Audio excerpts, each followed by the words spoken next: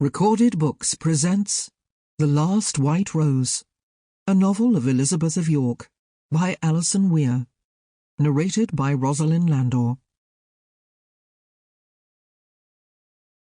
O royal maid, put on your regal robes in loveliness.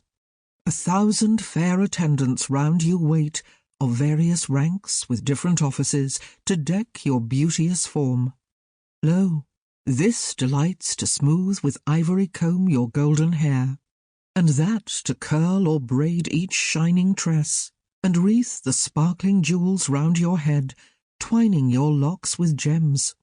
This one shall clasp the radiant necklace, framed in fretted gold, about your snowy neck, while that unfolds the robes that glow with gold and purple dye, and fits the ornaments, with patient skill, to your unrivalled limbs. And here shall shine the costly treasures from the orient sands, the sapphire, azure gem that emulates heaven's lofty arch, shall gleam, and softly there the verdant emerald shed its greenest light, and fiery carbuncle flash forth rosy rays from the pure gold. Epithalamium, Giovanni de Gigli. Part 1. Princess. Chapter 1. 1470. "Wake up, Bessie! Wake up!" Elizabeth stirred, roused by the unfamiliar whisper. What was her mother, the Queen, doing here, shaking her? It was usually Lady Berners who came to wake her, with a smile and a "Good morning, my Lady Princess." But mother was not smiling, and Lady Berners, holding a candle aloft, was standing in the doorway with Mistress Jakes, the wet nurse, who had baby Cecily in her arms. With them was Grandmother Rivers, holding a sleepy little Mary by the hand. They were all dressed for outdoors, but it was still dark, and beyond the narrow window there was no sign of dawn breaking. "What's wrong?" Elizabeth asked, instantly awake. "Shh!" the Queen hissed, putting a finger to her lips. "We must all be very quiet. Get up and I'll put you into some warm clothes." Mother was dressing her?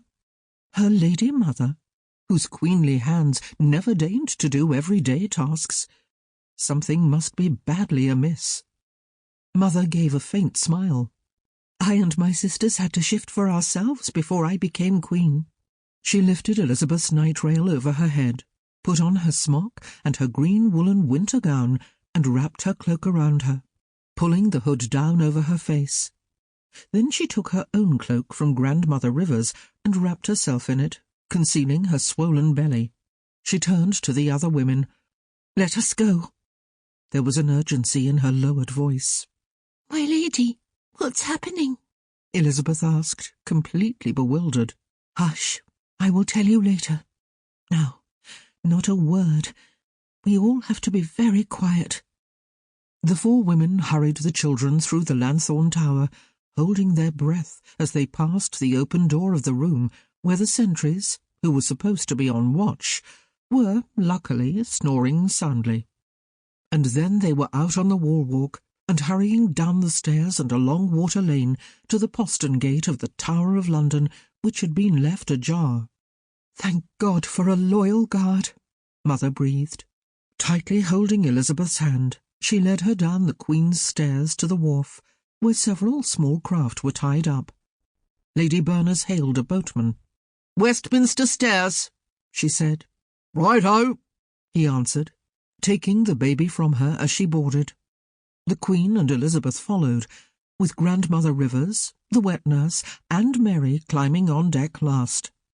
The boatman adjusted his oars and pulled out into the Thames. The water was black and sinister. Elizabeth shivered with fear and the chill of the early October night.